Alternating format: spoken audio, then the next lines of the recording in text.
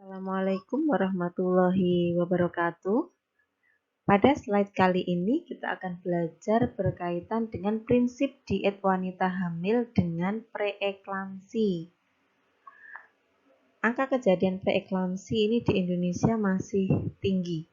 Harapannya ketika ibu hamil terjadi preeklamsi, kemudian kita memberikan dietnya dengan tepat, maka tidak akan terjadi komplikasi, baik komplikasinya itu pada ibunya maupun pada janinnya. Nah, di sini kita harus tahu dulu apa sih preeklamsi itu.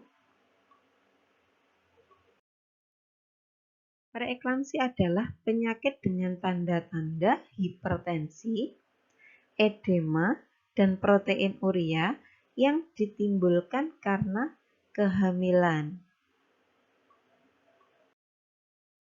Di sini gejalanya biasanya disebut dengan istilah trias eklamsi, yaitu trias preeklamsi ada 3, yaitu yang pertama adalah hipertensi, tekanan darahnya tinggi, kemudian edema, yang ketiga yaitu adanya protein urea, protein dalam urin. Nah, di sini apabila ketiganya ini sudah terdeteksi, maka ibu hamil tersebut dikatakan preeklamsi.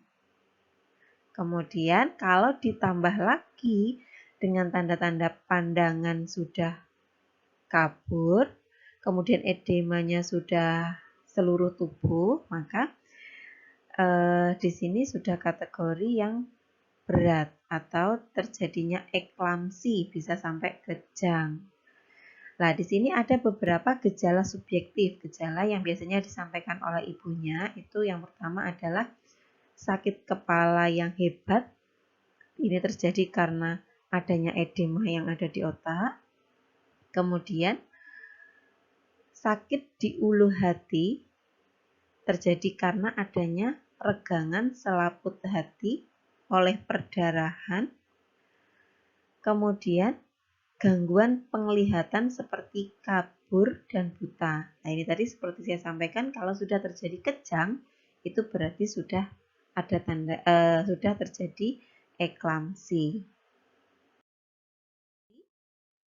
Tingkatannya itu ada tingkatan ringan dan ada tingkatan berat. Lah, untuk preeklamsi ringan itu sendiri seperti apa? Preeklamsi ringan adalah preeklamsi dengan gejala atau tandanya tekanan darahnya 140/90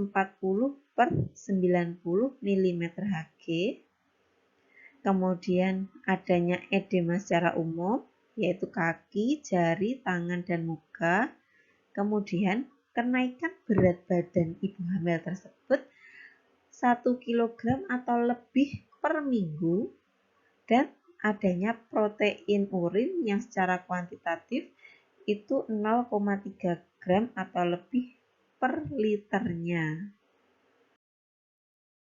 Kemudian, kalau preeklamsi berat, tandanya apabila tekanan darah ibu hamil tersebut lebih dari atau sama dengan 160/110 mm/Hg, kemudian protein urinnya yang dihitung secara kuantitatif tadi 5 gram per liter atau lebih, kemudian terjadinya oligouria atau jumlah urin yang kurang dari 500 cc per 24 jam, kemudian sudah terdeteksi adanya edema paru, dicek trombositnya kurang dari 100.000, kemudian terjadi nyeri frontal yang hebat, perdarahan retina, dan terjadinya koma.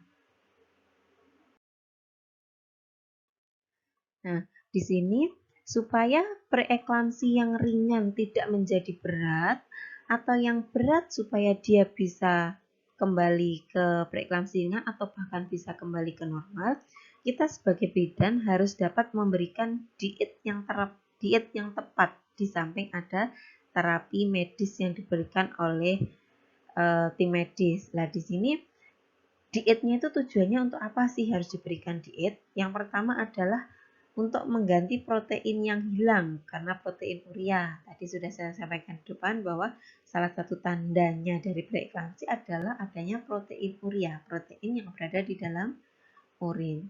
Kemudian tujuan yang kedua yaitu mencegah atau mengurangi retensi garam.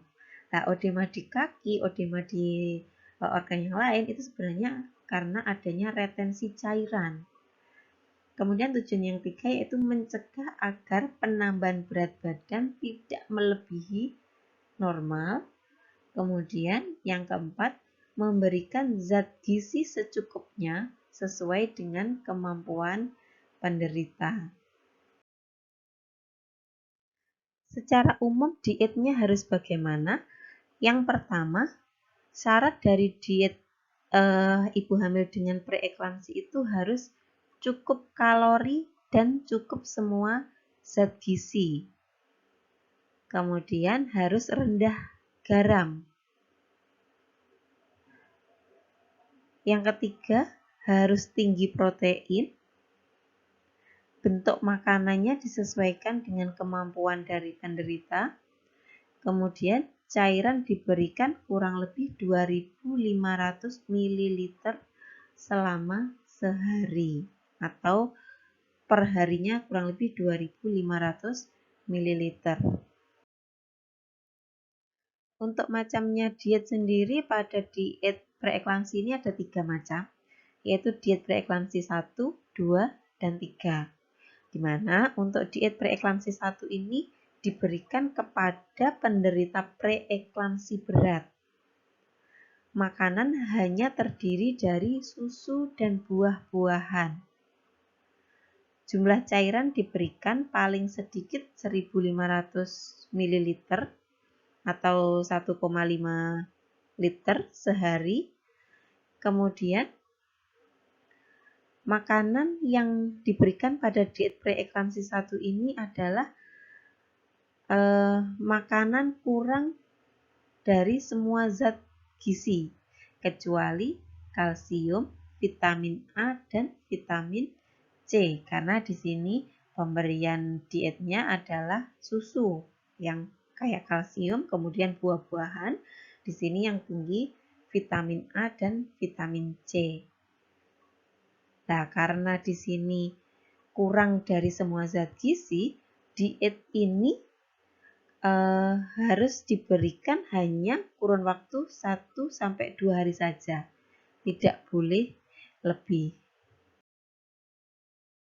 Sedangkan untuk diet preeklamsi 2 ini diberikan kepada penderita diet preeklamsi yang keluhannya sudah berkurang atau di sini peralihan dari diet preeklamsi 3 ke preeklamsi 1. Nah, makanannya di sini diberikan dalam bentuk yang lunak. Kemudian diet ini termasuk diet rendah garam 1. Nah, untuk diet preeklamsi 3 ini diberikan kepada ibu hamil dengan preeklamsi ringan atau di sini perpindahan dari diet preeklamsi 2 tadi, di mana pada diet preeklamsi 3 ini makanan mengandung tinggi protein tetapi tetap rendah garam. Kemudian diberikannya dalam bentuk lunak atau biasa. Makanan ini sudah termasuk kategori diberikan sudah dalam bentuk cukup semua zat gizi.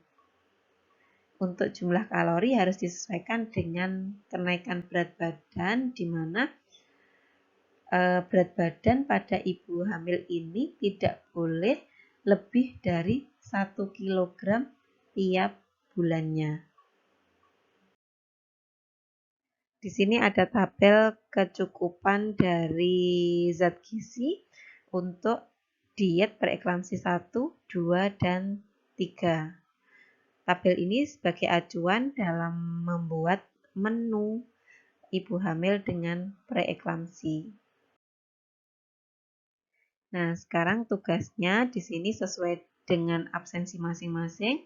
Tugasnya yaitu membuat contoh susunan menu dalam 1 hari untuk ibu hamil dengan preeklamsi. Di sini tadi sudah saya sampaikan di depan bahwa dietnya ada 3 macam, preeklamsi diet PE1, 2, dan 3. Silakan dikerjakan tugasnya. Itu tadi materi berkaitan dengan diet ibu hamil dengan preeklamsi. Semoga bermanfaat. Tetap stay at home, physical distancing, jaga kesehatan. Terima kasih. Wassalamualaikum warahmatullahi wabarakatuh.